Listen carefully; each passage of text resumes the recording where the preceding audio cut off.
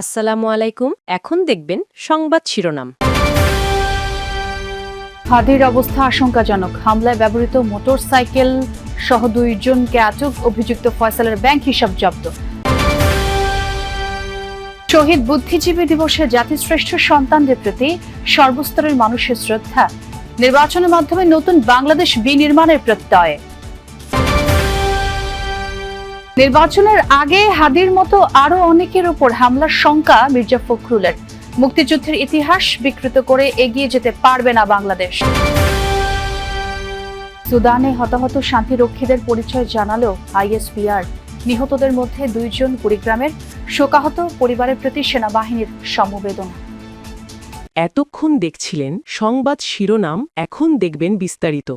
ইনকিলাব মঞ্চের মুখপাত্র ওসমান হাদির অবস্থা এখনও আশঙ্কাজনক। সকালে আবারও সিটি স্ক্যানে দেখা গেছে মস্তিষ্ক মারাত্মকভাবে ক্ষতি হয়েছে।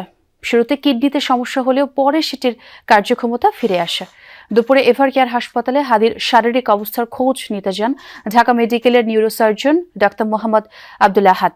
তিনি সাংবাদিকদের জানান, গুলি মস্তিষ্কের টেম্পোরাল ব্যারিয়ার ভেদ করে গেছে। শরীরের ভেতরে রয়ে যাওয়া বুলেটের অংশ অস্ত্রোপচারের মাধ্যমে বের করে আনা হয়েছে। তিনি আরো বলেন, লাইফ সাপোর্টে ফুসফুস অপরিবর্তিত অবস্থায় রয়েছে। হাদিকে খুব কাছ থেকে করা গুলিটি সবচেয়ে গুরুত্বপূর্ণ রক্তনালীগুলোর পাশ দিয়েই ভেদ করে গেছে। এর মধ্যে বিদেশি চিকিৎসার কেস সামারি পাঠানো হয়েছে। মেডিকেল বোর্ড সিদ্ধান্ত নিলে ওসমান হাদিকে বিদেশে পাঠানো হবে। অবশ্য চূড়ান্ত সিদ্ধান্ত নেবে পরিবারই।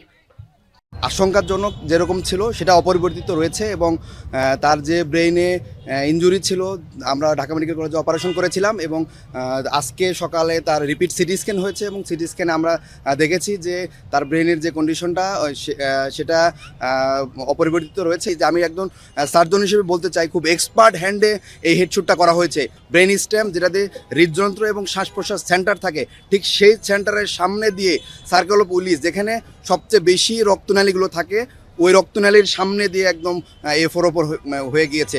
ওসমান হাদির উপর হামলায় ব্যবহৃত মোটরসাইকেল সহ 2 জনকে আটক করেছে পুলিশ। এ বিষয়ে বিকেলে ব্রিফিং করবে টিএমপি। এর আগে শনিবার রাতে মোহাম্মদপুর থেকে মোটরসাইকেলের মালিক আব্দুল হান্নানকেও আটক করা হয়।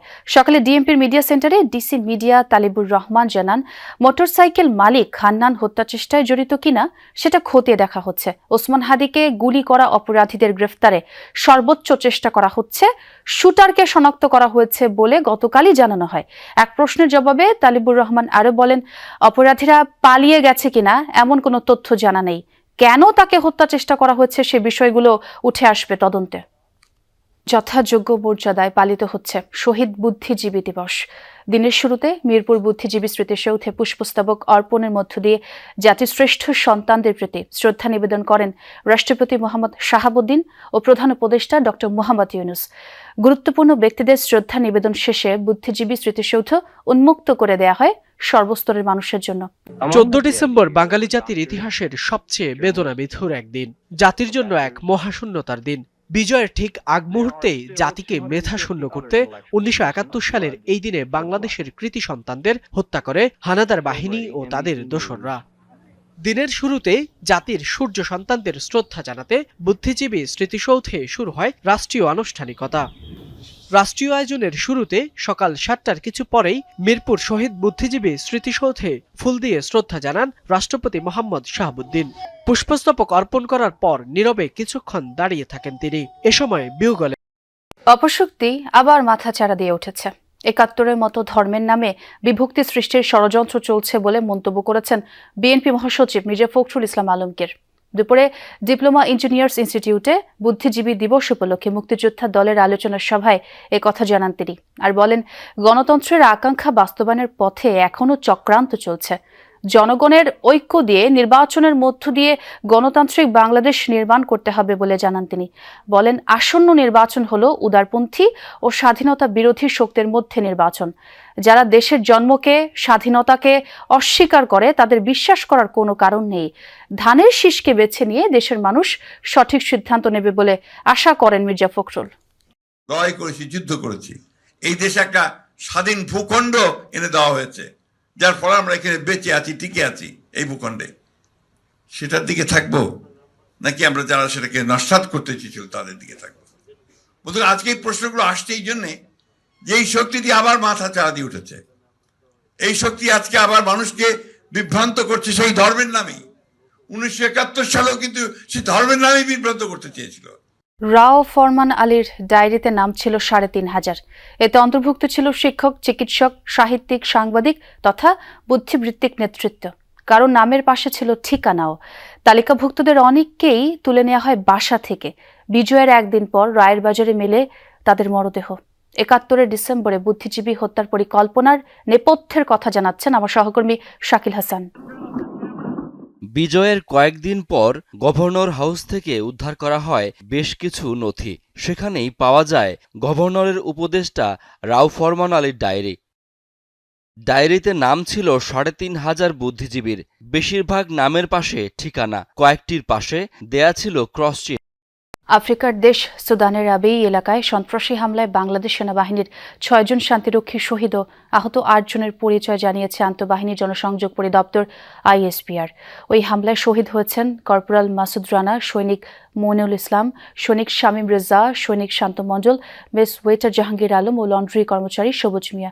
ISPR জানায় আহত 8 জন শান্তিরক্ষীকে প্রয়োজনীয় চিকিৎসা প্রদান করা হচ্ছে। তাদের মধ্যে সৈনিক মেজবাউল কবিরের অবস্থা গুরুতর হওয়ায় তার অস্ত্রোপচার হয়েছে। বর্তমানে তাকে রাখা হচ্ছে নিবিড় পর্যবেক্ষণে। আহত অন্য 7 জনকে উন্নত চিকিৎসার জন্য হেলিকপ্টারে স্থানান্তর করা হয়েছে এবং তারা সকলেই শঙ্কামুক্ত। সেনাবাহিনী এই নৃশংস সন্ত্রাসী হামলার তীব্র নিন্দা জানিয়ে শহীদদের শোক সন্তপ্ত পরিবারের প্রতি গভীর সমবেদনা ও আহতদের দ্রুতই আরোগ্য কামনা করেছে। সুদানে সন্ত্রাসীদের হামলায় 6 বাংলাদেশি নিহত হওয়ার সেনাবাহিনী শান্তিরক্ষা মিশনে গিয়ে যে 6 জন নিহত হচ্ছে তার মধ্যে 2 জনকার বাসা হচ্ছে কুড়িগ্রাম। শান্ত মণ্ডল তার বাসা হচ্ছে রাজারহাট উপজেলা এবং মমিনুল ইসলাম তার বাসা হচ্ছে কুড়িগ্রামের উলিপুর উপজেলায় বাসা রয়েছে। এলাকায় শোক স্তব্ধ হয়ে পড়েছে পরিবারে। আমরা যেমনটি দেখছি স্থানীয় লোকজন, আত্মীয় স্বজন সবাই আসছে, পরিবারের সান্ত্বনা দিচ্ছে এবং আসলে বলার মতন ভাষা নাই। গেল মাসে 7 তারিখে শান্ত মণ্ডল তিনি শান্তিরক্ষা মিশনের জন্য সুদানে গিয়েছিলেন। আর গতকালকে রাতে তার পরিবারের সঙ্গে 7টা-8টার দিকে কথা হয়েছে এবং সর্বশেষ ওইটাই তাদের পরিবারের সঙ্গে তাদের যোগাযোগ হয়েছে এবং রাত্রে 10:30টার দিক তারা এই খবরটা জানায়। আমরা একটু শান্তর এক স্বজন এবং বন্ধুর সঙ্গে কথা বলবো। একটু বলবেন আপনারা কি বিষয়টা জানতে পারলেন এবং শান্ত কোনো বিষয়ে জানিয়েছিল কিনা? গতকালকে সন্ধ্যার দিকে আমরা ওর ফেসবুক স্টোরিতে একটা পোস্ট দেখতে পাই। সেটা দেখার পরে আমরা অনেকেই অনেক রকম ওকে মেসেজ করি যে ওর কি হয়েছে, মন খারাপ কিনা এই টাইপের। তো পরবর্তীতে ও কোনো রেসপন্স করে না। এরপরে আমরা রাত 10:30টার দিকে খবর পাই যে